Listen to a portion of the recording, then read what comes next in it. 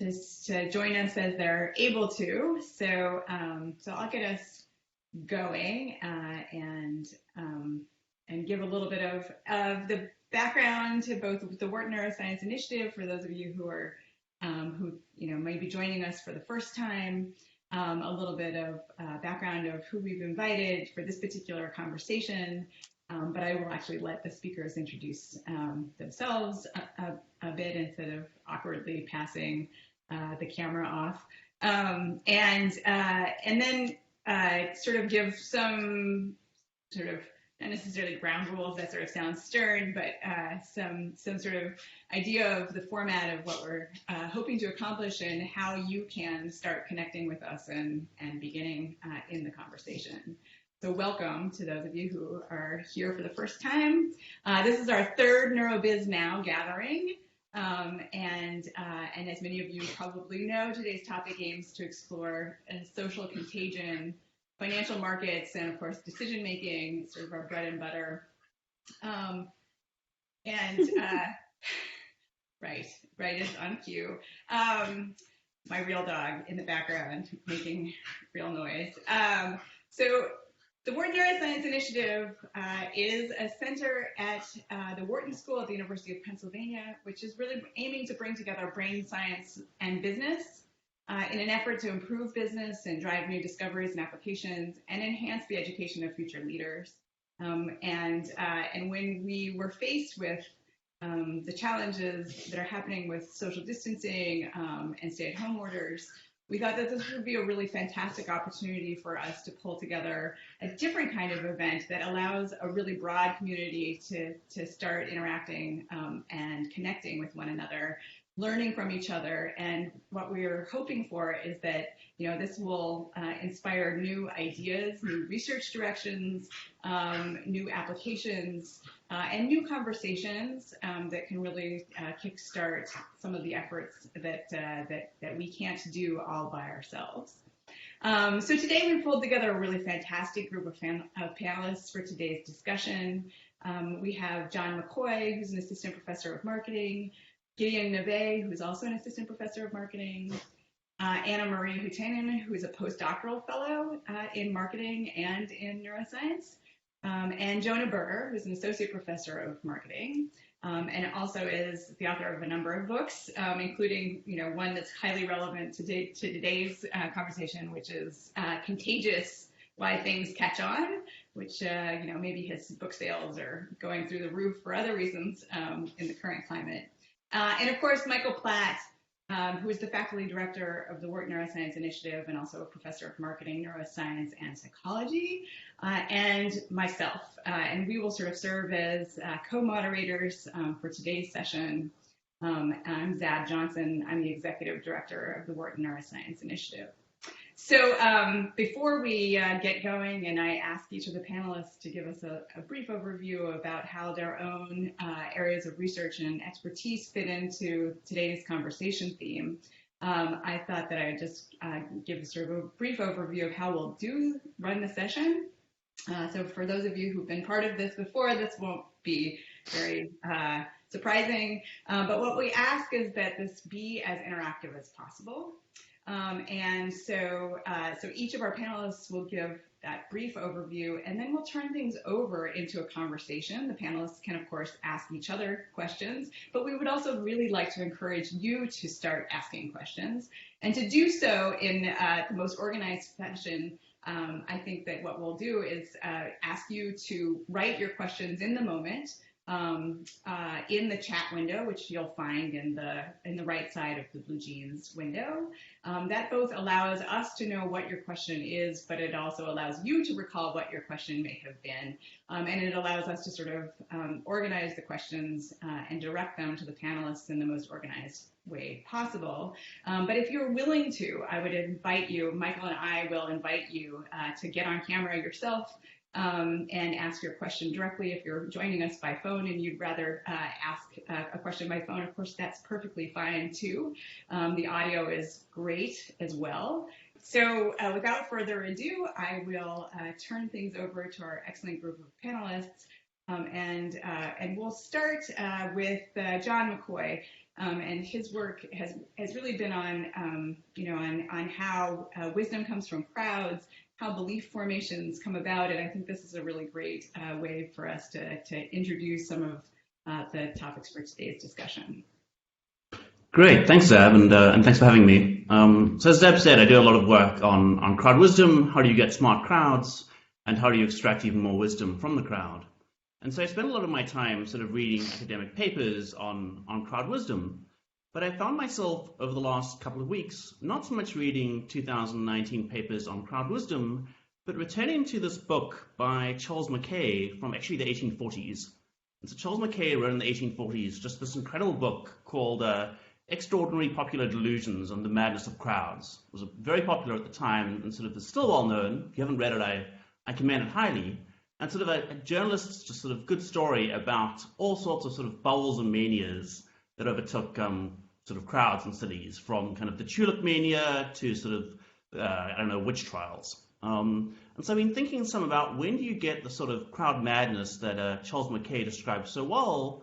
When do you get thousands, tens of thousands of people trying to buy stock in Zoom, which isn't even the right company? And when do you get wise crowds? And I think there are a couple of factors worth thinking about that I'm sure we'll return to a bunch. And so one idea is just how much do you get sort of social contagion or conformity? Psychologists have documented a bunch how people really feel a strong need to follow the crowd. Another factor which is important, I think, which I've certainly worked on a bunch, is the sort of tension between how much crowds only utilize the sort of information that everybody has, the kind of shallow information that everybody knows, versus doing a good job of sharing information between the members. And the third factor that I put on the table, which I think is particularly relevant to lots of decisions we're seeing today, whether it's do you buy the last box of pasta or do you get your money out of the stock market, is that a lot of these situations today, the crowd doesn't just have to think about their own beliefs, but also the beliefs about other people in the crowd. So if I'm thinking about do I snag that last box of pasta, I'm not just thinking about my own beliefs with respect to the stability of supply chains, but also thinking about whether Anna Marie is instead going to buy that last box of pasta. And so psychologists and neuroscientists have thought a lot about people thinking about other people. And I think it's that kind of metacognition which is particularly important for a lot of sort of the crowd madness that we're seeing today. So with that, let me throw it back to Zab. Great. And so why don't we have Gideon? Why don't you give a few words, especially around the idea of, traditional economic theories, the kind of behavior that we're seeing right now, et cetera. Yeah, so my research is very broad. I'm studying basically the biological and computational basis of how people make decisions under uncertainty. And I think when we think of how economists try to analyze or predict certain market level outcomes, they typically have an assumption, which is that the market is reaching some kind of an equilibrium, and that it's going to be a situation where eventually over a period of learning, everybody is just going to best respond to everybody, and we're going to have a stable situation. And we know already that even in normal times, that this assumption is not always working well, and economists also don't really make any claims about predicting what's going to happen in times when there is a transition. But during times like this one, we definitely see a situation where there is no time to best respond to everyone. We all have to make decisions quite fast. We need to form some expectations about the true state of the world based on noisy information channels. Many times they're also correlated with one another, and we do not really notice that.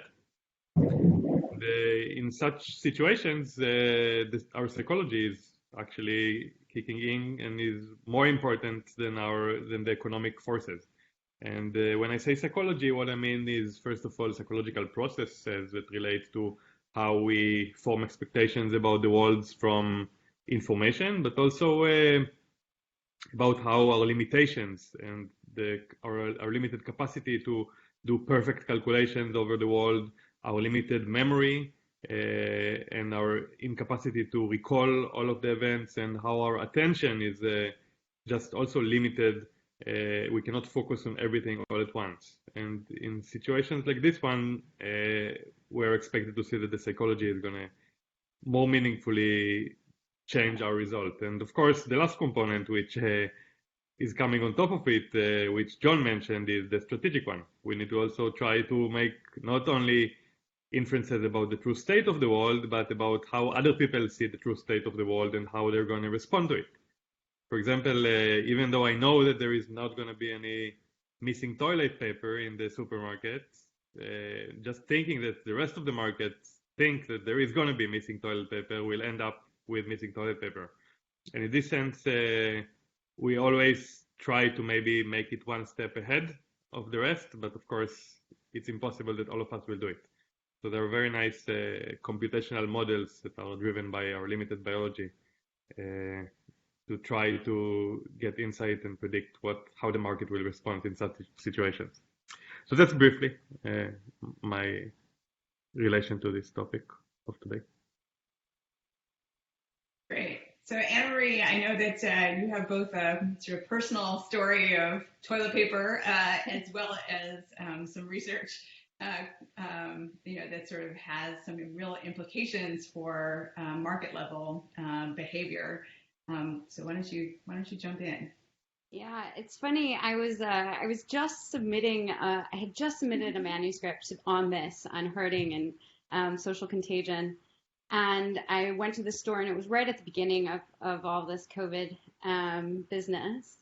And I go to the store, and I was just going. I think I was going for eggs. I just needed one thing, and sure enough, I see everybody swarming all the aisles. There was all the aisles were totally blank.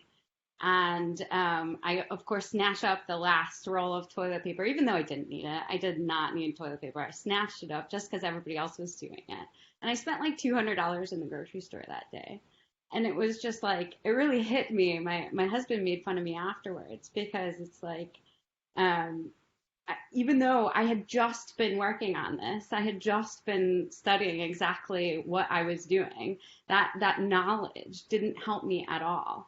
And I think that really goes to show that it's so ingrained in us to follow the behavior of others, especially during times like this, especially when everyone's doing the exact same thing. It's really difficult to kind of cognitively manage what we're doing in the moment and limit ourselves and step away and say, okay, maybe I don't actually need this toilet paper right now. We just assume that others have knowledge that we don't. And that kind of gets into theory of mind and things like that. So I study the stock market from two different angles. It kind of starts with the individual. So if you look at the reward system in the brain, it's not just about, do I find apples better than oranges when you're given a certain choice? The reward system is actually about learning, right? It's helping. So if you've heard of reinforcement learning, it allows us to learn how to do things and what actions we take will give us a more rewarding outcome than others. And in the stock market, that actually becomes bad, right? It becomes aberrant. So we cannot turn our brains off from learning about the past history of a stock, say. And there's that famous saying that past history does not predict future performance. And that's so true, but we can't, those learning mechanisms are going on with everything, and we have a really hard time turning those off. So that leads to mistakes. And then the second avenue that I explore is the social one. So we have a separate pathway in the brain that's dedicated to social information. And like John and Giddy were saying, it's about helping us predict what the actions of other people mean, what their intentions are. So we try and infer others' intentions from others' actions. And when the social aspect of that, so we found that the neurons in those pathways are actually taking that information and using that to either dial up or dial down the reward system.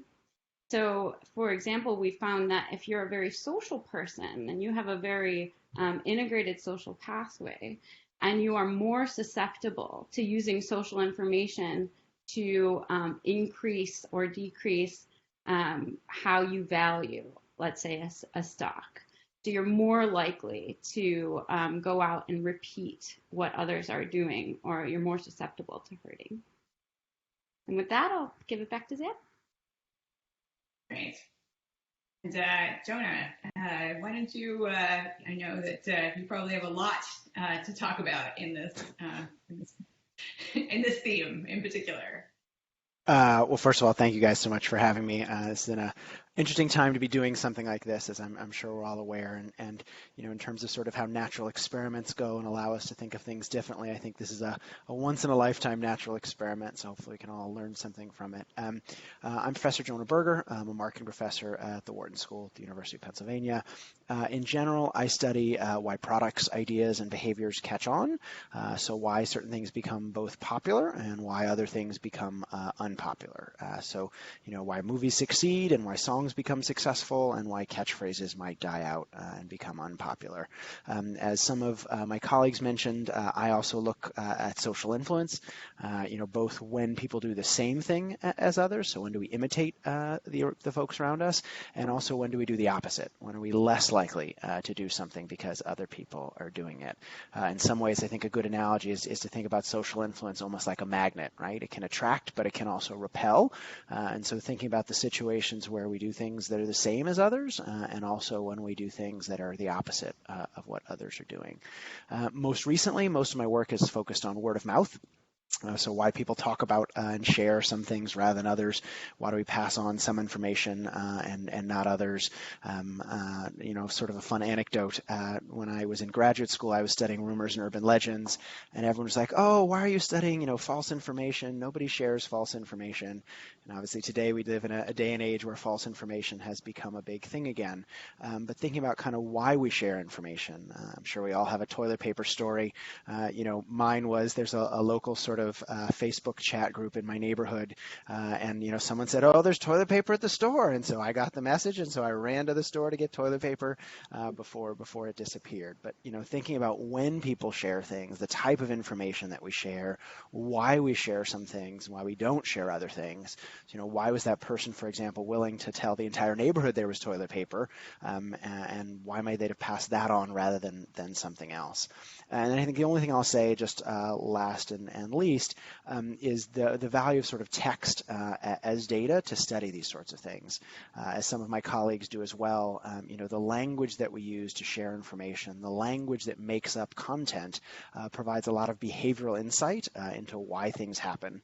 And so much of my most recent work looks at tools like natural language processing to try to parse behavioral insights from textual type data. Great. And Michael, do you have some? Yeah, I mean, this is there's so much interesting stuff to talk about here. While Jonah was speaking, it kind of put into my mind the dialogue that Jonah and Anna Marie could have over this, because I'm really curious. So he talked about some ideas attracting and some repelling. Anna Marie talked about mostly the kind of magnetic side of social behavior and copying in financial markets. And I wonder, why do we see in some situations copying and the sort of attraction and to what other people are doing, and why do sometimes we see it go the opposite direction? And how might that actually play out in the brain?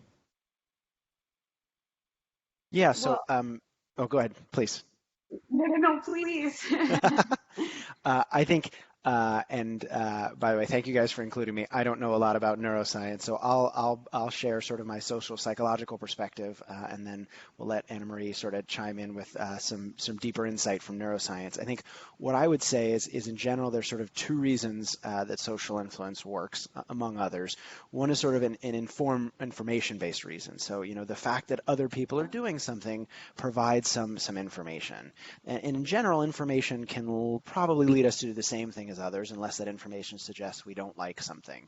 So, the more people that like something, usually that's a signal that it's pretty good, that it's a better or a higher quality thing. I think often when we see divergence, often when we see people doing the opposite of what others are doing, there's some more identity mechanism at play, whether that's sort of social identity. I don't want to look like those type of people. I'd love to buy, fill in the blank, BMW, Lexus, Audi, whatever it might be, but I don't want to look like them. I want to avoid sending that identity signal, so I don't buy what they're doing, even though lots of people like it. And also that more personal identity mechanism of uniqueness, right? Even if a number of people are doing it that are like me, I don't want to look exactly like them because I want to feel differentiated. And so often we see sort of optimal distinctness. People want to be similar and different. I might buy, the same brand of car as people like me, but I buy a different color to signal my differentiation. And so I don't know how that plays out at the neural level, but at least it's sort of the identity and functional level. I think those are two drivers of behavior that at least I've seen happen sometimes. Yeah, so getting to your first point of the quality of information. So I know, Michael, I'm not sure if you were on this paper with Scott Hutel, but he basically looked at people's brains as they were playing chess. And so the more expert your partner was, the more information the more you were rating that information in the brain. So that basically your brain was taking that information and weighting it more than if you were playing, let's say, a novice. So I think the quality of the information, as you said, Jonah, is really, really important for how you use that information and attribute it to the value that your brain is placing on it. Towards your second point, I think Michael can speak towards that. He and Feng have just looked at the brain and identity for sure.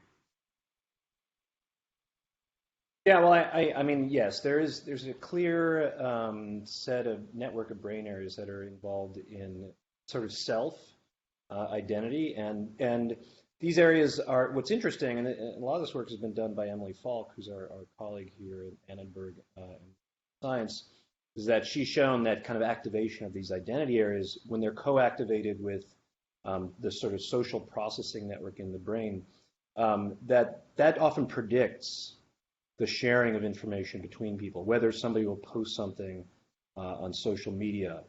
And in fact, people who engage, kind of co-engage those networks more closely seem to be more likely to influence other people as well, because they're kind of taking into account how that information will affect others.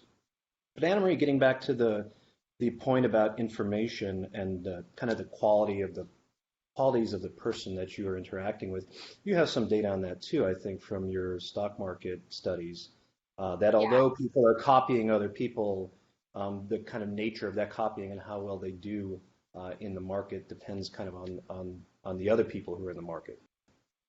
Yeah, absolutely.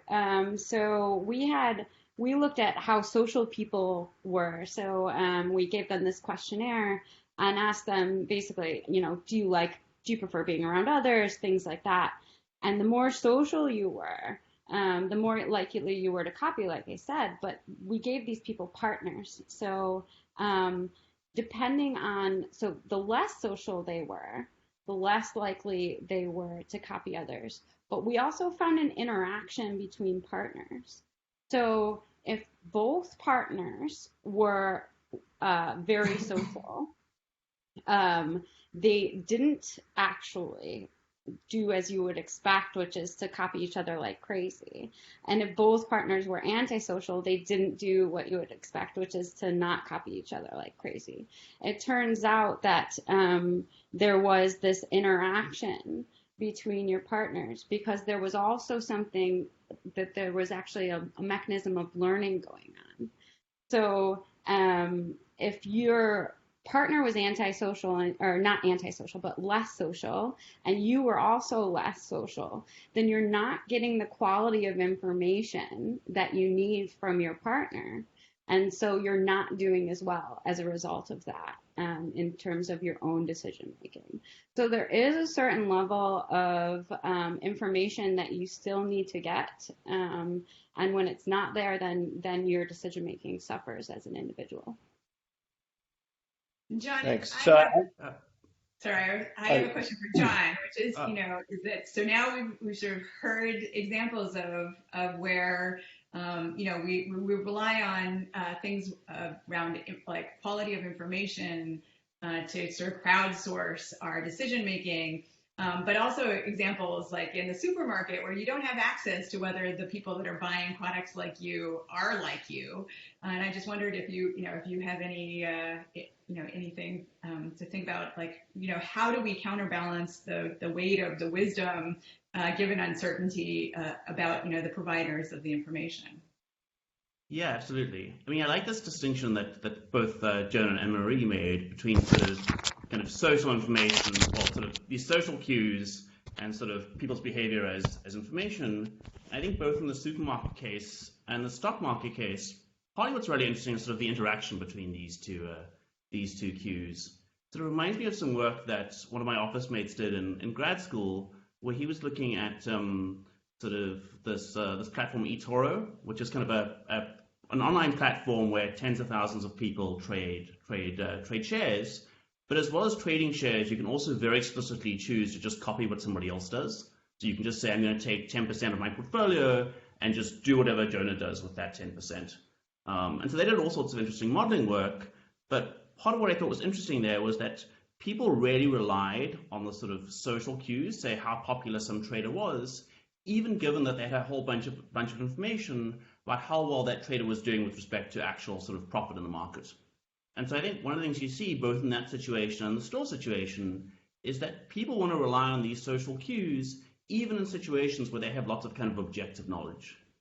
And so, of course, an issue for us as a society and as individuals is how do we think about balancing the sort of the social cues and more kind of objective information.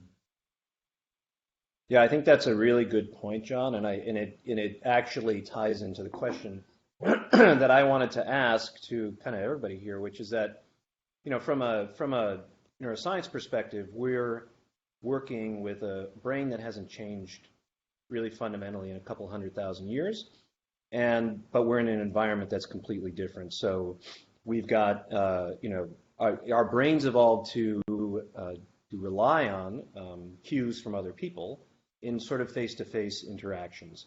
But now we have these distal interactions, right? So we can see what people are doing online.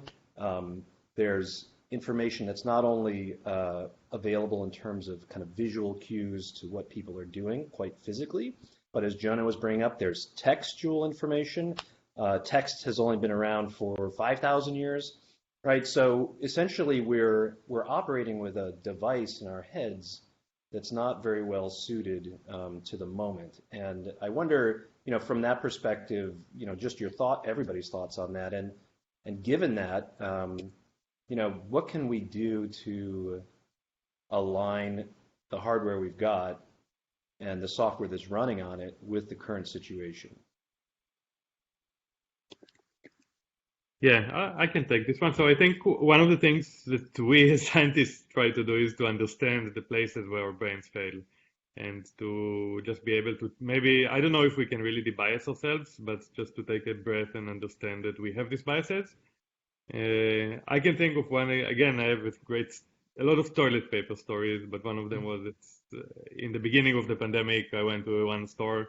Toilet paper was entirely gone, shelves were gone, and then I went to the store next to it, and it was relatively empty of people, and lots of toilet paper, and also lots of other things that were gone. I think one thing that we tend to neglect is how correlated are all of the information channels that we get. And if something was on TV and we hear about it from 10 different friends, this is not 10 independent observations. It's 10 people who watched the same information channel on TV. So the fact that one watched it is the same as 10 people that watched it, but our brains don't interpret it this way. So maybe sometimes going to the origin of the information can help us maybe understand the true reliability of the signal that we get. So that's just one example. Another is, I'm studying hormones and how hormones affect our judgments, and it's pretty clear that when we are stressed, and stress is something that we tend to feel in our body, it makes us make decisions fast. Sometimes it makes sense to make it fast. I think when our brains developed, when we were stressed, it was a signal that we need to act fast. But in reality, when we are at home and we are stressed and there is no physical danger, maybe we should not act fast and take a breath and try to relax and make the decision slower. That's a privilege that we have as modern humans, but our brains don't understand that we have this privilege. So if we can remind ourselves, maybe it can help us make better decisions. Great. That's my 2 cents. Yeah. So I think each of you as panelists, and I'll encourage. I know we've got some questions coming in, and I will turn things over to our attendees to start directing questions. And please keep those coming in if you can in the chat window. But all of you have now highlighted personal examples. I think all of you have. Of buying toilet paper because of information around scarcity or implications and et cetera. So, if you are all the, some of the leading experts in the world thinking about how these kinds of influences change our behavior, what real world advice can we offer to sort of overcome some of these natural, these somewhat natural behaviors if that's really difficult? And I'll just throw that out to the crowd and let whoever wants to jump in first, jump in. Well, I wonder, I'm going to add on top of that, I wonder to what degree the fact that we're all practicing social distancing might be kind of turning up the volume on this whole thing. Like that we're actually paying more attention to what we see people doing because we're not surrounded by them. And one thing that kind of put that in my head was a paper by colleague Rebecca Sachs up at MIT came out just before this whole thing really hit. And she showed that when people are deprived of social interaction, this essentially turns up activity in kind of the craving system of the brain in the same way that being hungry does turn up craving for food. And so it's kind of like putting your brain's social information seeking system right into overdrive. And I wonder if that might be a part of what we're seeing. And then to think about solutions to that, unfortunately, that might mean kind of trying to figure out how to turn that down. I'll place on record first that I don't have a toilet paper story because I had plenty of toilet paper before any of this started, and so I've been just fine. But in thinking about solutions, one of the places I turn is back to kind of technical kind of notion from philosophy, sort of game theory, parts of psychology, which is this idea called common knowledge. And so common knowledge is just sort of Giddy and I have common knowledge, if not just do we both know this thing, but also I know that Giddy knows it and Giddy knows that I know it and I know that Giddy knows that I know it, and sort of so on all down the line. And sort of psychologists have shown that in various ways to get various kinds of cooperation to happen, you really need this kind of common knowledge. So it's not enough just that I know the supply chain will be fine and toilet paper will return, but also I need to know that Giddy knows it and that he knows that I know it, so he won't buy because he thinks that I'll buy, and so on. And so in thinking about solutions, I think sort of one standard answer to this kind of problem is to think about how do you encourage not just for everybody to know this, but also for everybody to know that everybody else knows it. And so one way to do that often is things like to emphasize public announcements. So the store that I've been shopping at every so often has on the loudspeaker sort of this message, the supply chain is going to be fine, you don't need to hoard. And so maybe we need more of the sort of public announcement thing, but also more public announcements saying it's going to be fine, you know it, everybody else is also hearing this and also knows that the supply chain is going to be fine. And so whilst in general enough of the psychologists know that information alone is never enough, certainly information that everybody shares, I think, is important here. I'll just chip in maybe one additional thought, which is I agree with everything that everyone has said. I think the challenge here is there's some uncertainty. So yes, the supply chain may be fine, and yes, we all hope that the supply chain will be fine, but there's not a zero chance that it'll be fine. And so I think the challenge here a little bit is one, these are hard things to fight, right? They're not necessarily rational. They have an emotional association to them. And second, there's that uncertainty, right? Wouldn't it be, yes, there's, 95%, 97% chance the supply chain is fine, but wouldn't it be terrible to be the person that's stuck without toilet paper if it's not fine? And so, given that, I think it's really hard to debias that in some ways. Of course, you could just think outside the box. So when I thought about people rushing out to buy toilet paper, I bought a bidet. Yeah.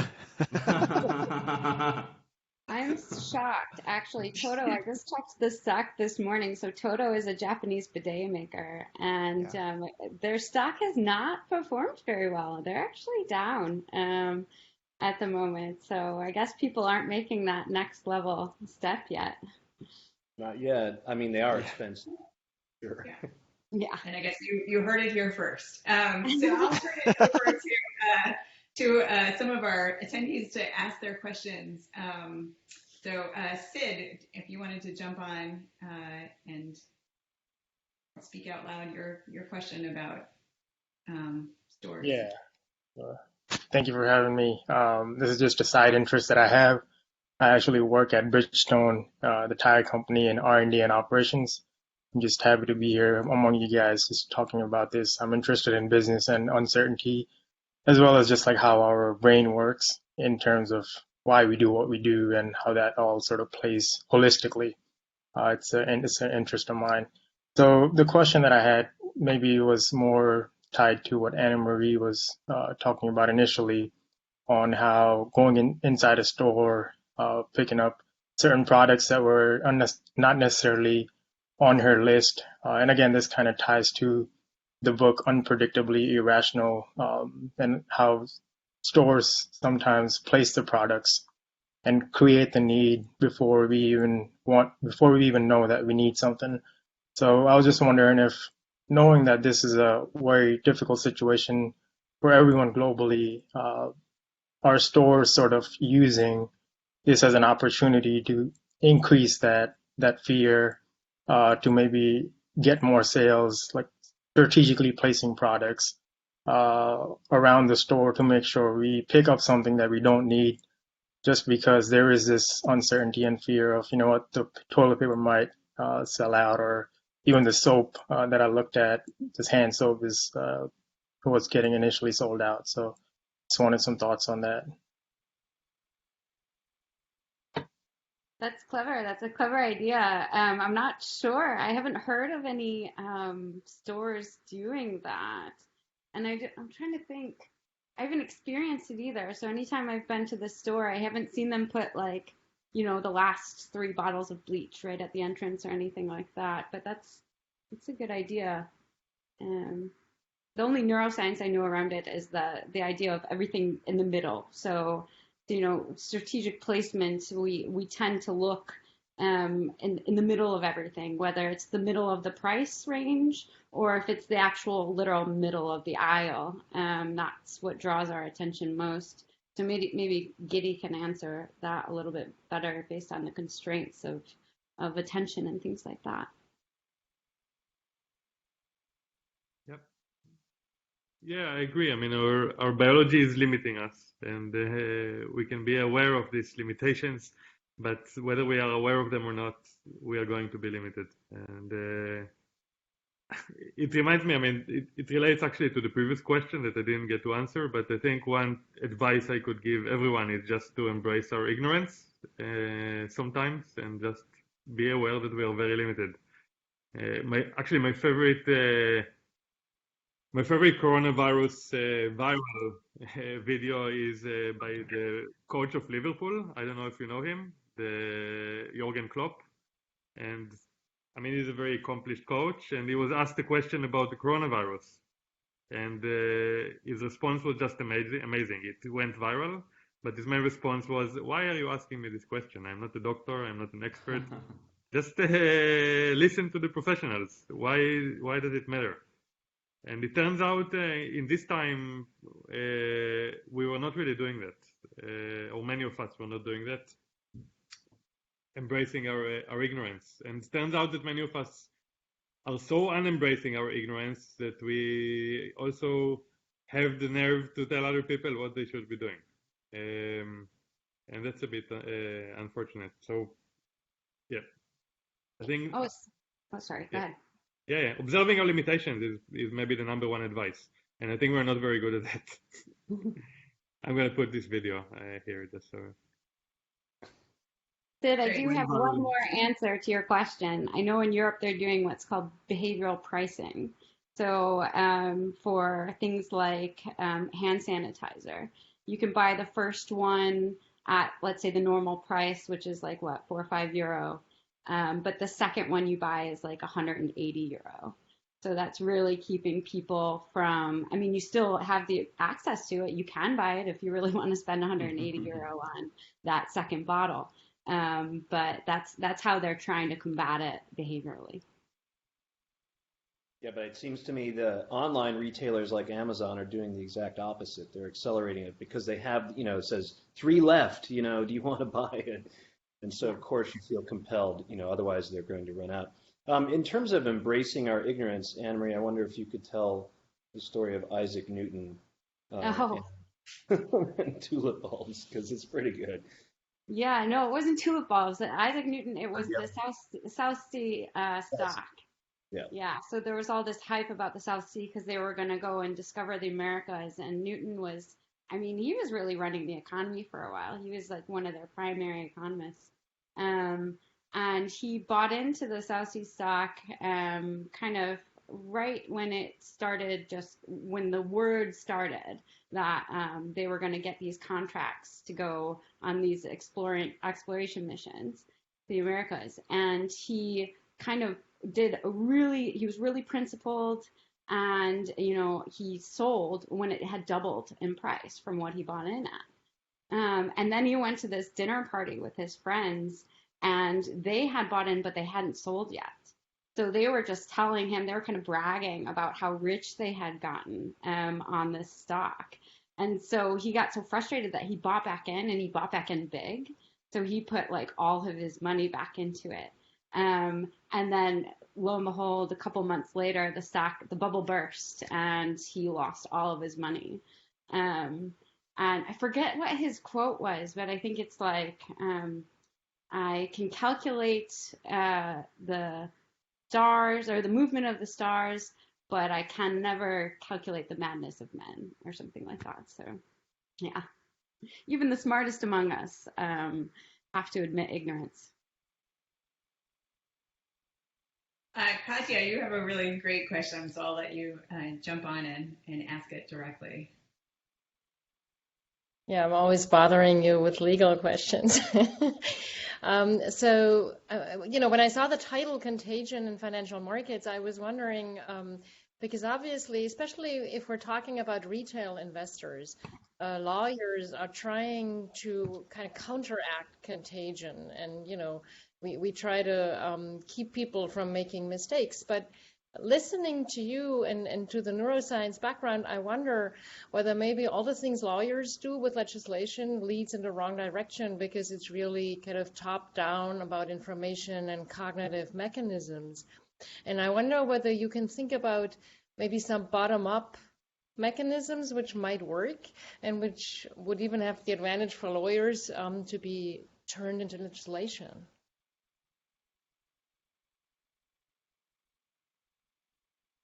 That's a tough one.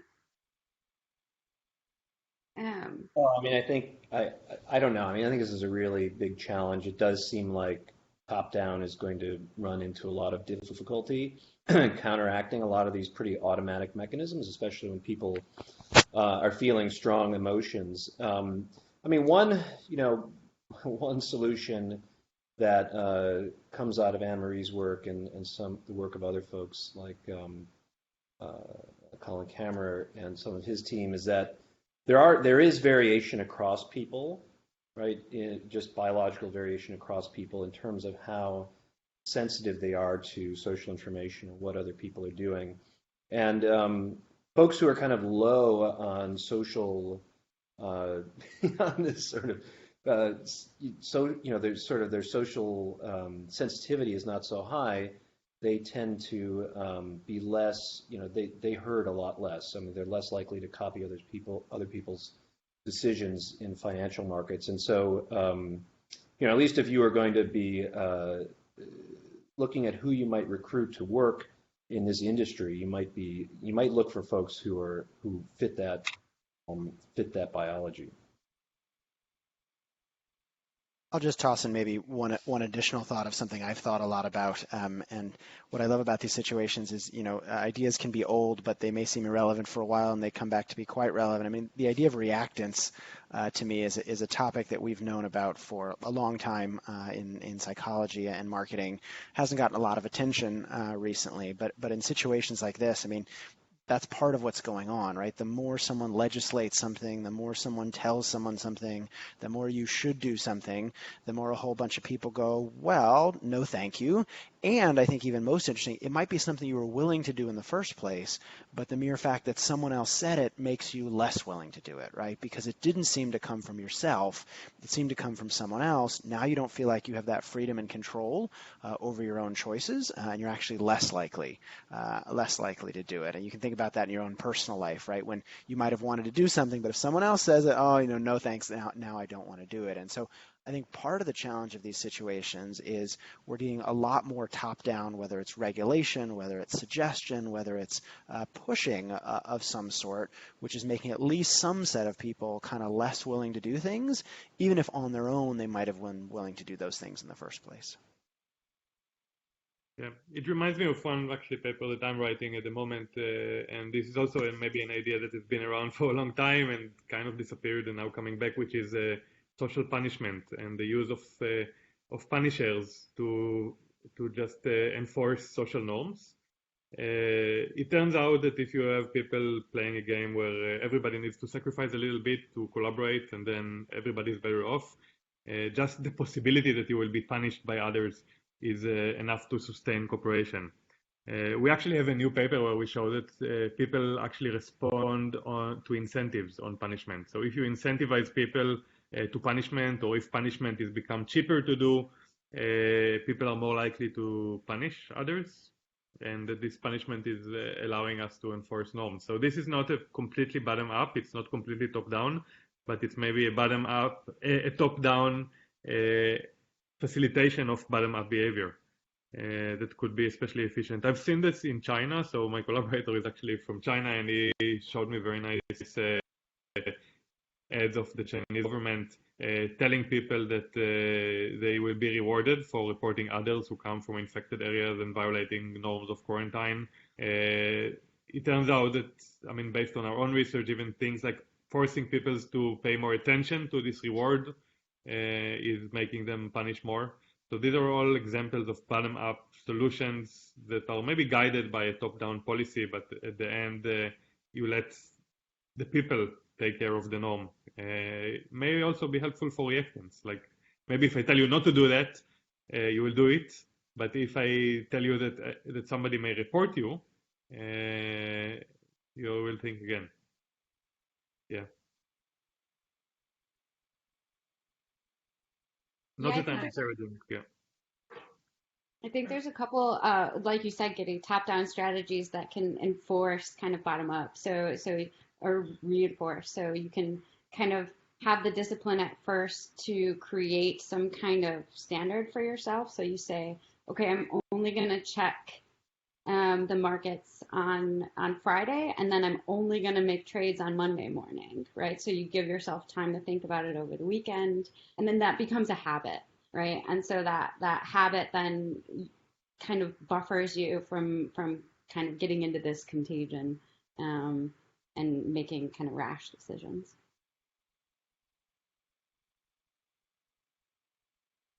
Great. And Pooty, Sen has a really great question about, and Michael touched on this a little bit, but about whether or not we know anything about how people react, face-to-face with face-to-face information, the same way as we do to either anonymous, right, posts that happen online, or I suppose, right, these non-anonymous information sources that we're also sort of deeply embedded with. So I wondered if anybody wanted to address that question. Yeah, I can speak towards that. So in my study that I did, we had different levels. So we had people trading against, in one condition, it was just a computer who was choosing randomly. So their partner was choosing randomly, and they were told that. In another condition, they were trading with a person who was a replay. So it was an anonymized person. They knew they were real choices, but they didn't know who the person was. And then in the final condition, it was a live condition. So they could see and they could see their partner sitting across from them. And what we found was basically in that replay condition, that anonymous trader condition, you can see some of the biases ramping up. So people are doing a little less, people do a little bit worse than they would if it was a completely random computer. But it's the live condition where where the biases are really shining through. So there's a little bit there's a little bit less social information there when you don't know who the person is that you're trading with or that you're, doing things with, where the information is coming from. It's a little bit hampered, but there are still a couple of effects there. So it's not completely like it's a random, computer. I think that not even the separation to like physical and virtual, even between virtual environments, the angle that you see people and how they're portrayed can have big effect. I remember also when I was in Caltech, there was a brain imaging study where people looked at pictures of others, and in some cases, I mean, the face was taking over the entire picture, but in some cases it was like far away. If you can see me now, like I'm a bit far away now, and I will just zoom on the face. And in others, the camera was like taking the picture with very close proximity, and you see that people's amygdala is responding differently to these things. We know that the amygdala is an area that is related to emotional processing, and that when somebody is violating your social distance, the amygdala lights up. So when you're in the subway and you have a lot of people near you, you tend to kind of like sort of an alarm signal that fires. So just the way that you will, the angle that you will use in your Zoom conversation can have an impact. And of course, this means that the physical versus virtual could also have an effect. Also in the physical world, if you're a close talker or you're a far talker, this can really have an effect. Yeah. So the answer is yes, there are differences. Do you remember which is better? I need to know now how to adjust my Zoom camera. Yeah, well, this is not good. Like being a close talker. Again, depending on your goal. If you want to light people's amygdala, maybe it's good. If you want to be more threatening. It's a word coming from Ralph Adolph's lab. Yeah. So also, when you have your profile picture, I guess if you don't want to deter others, take it from a bit of a distance and then crop it. Don't like zoom the camera or get the lens into your face, because it can be a bit. Yeah, and I want to. That's great, Giddy. I'd forgotten about that study, and boy, now I'm going to pay attention to how far away I am. But I want to go back to Anna Marie too, because she's neglected to tell us that she actually taught monkeys to play this exact same stock market game, and remarkably, their behavior is exactly like humans, and so they show this exact same kind of herding. It's amplified. It's turned way up if there's another monkey actually physically present. So this stuff is really, really baked in to our brains, and across a bunch of studies we've done in the lab where We have people interacting with people, playing games with people, or monkeys playing games with monkeys. It's sort of what we found is that it's the combination of the physical cues of somebody being present and then kind of the complexity of the agent that you're playing, right? So whether you could have a decoy person or a decoy monkey who's sitting there, that is kind of doing something like Giddy said. It's like turning up your amygdala. It's turning up your sort of social processing network in your brain, even though there may be a computer behind the whole thing. And it's sort of the combination of a human-like mind, right, that you're interacting with, and physical cues of a human being there are together going to make this the most kind of complete interaction, and where we'd see this amplified the most. Yeah, I often think about something related to that actually on research calls, right? Where is it valuable to sort of see the person or not?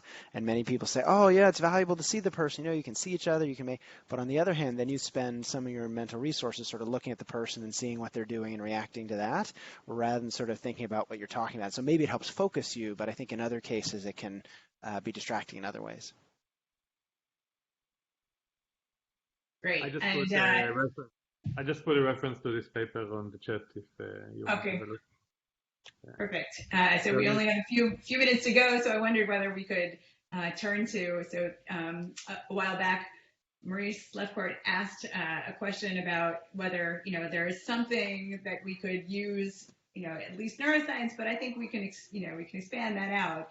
Given all of your expertise, whether it's from psychology or from marketing or from belief formation or, from neuroscience, how can we, and this gets back to my earlier question, but how can we offer advice for people to sort of avoid the negative aspects of herding behavior, and become better at doing more positive behaviors?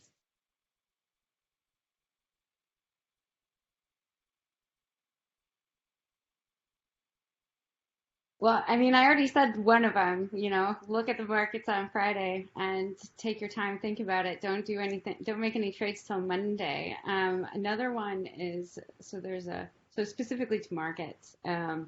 Another one is, so we tend to anchor in at a price. So professional money managers, for example, if they work in a team, they'll have someone pick the stock and buy in at the stock. And whatever you buy in at is somehow really, it's anchored into your brain. And anything that goes below or beyond that is really painful or rewarding, overly so. So what one suggestion we have for them is basically switch your money managers. So if you're doing this if you have, a partner that you can do this with, if you buy in, have your partner decide when to sell the stock. Because it's, for whatever reason, it's anchored into your brain, and you're going to make poor decisions in the future based on what you bought in at, and you're going to have more of an emotional reaction to changes in that stock price. Yeah. I would embrace our incapacity to actually know what is the true state of the world based on what we see. We tend to think that what we see is all there is, but sometimes the supermarket is out of toilet paper, but the supermarket next door is full of it. So we just need to be aware of the powerful influence of social herding on behavior, and that the fact that something is missing is not always the case. Is not always a case for shortage of something or of any true signal of reality. Just put a big uncertainty on what you really know, and try to collect good, unbiased, uncorrelated sources of information.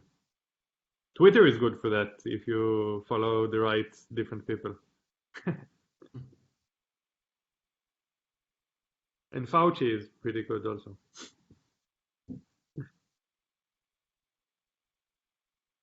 Great. Well, I think both those bits of information are really helpful advice.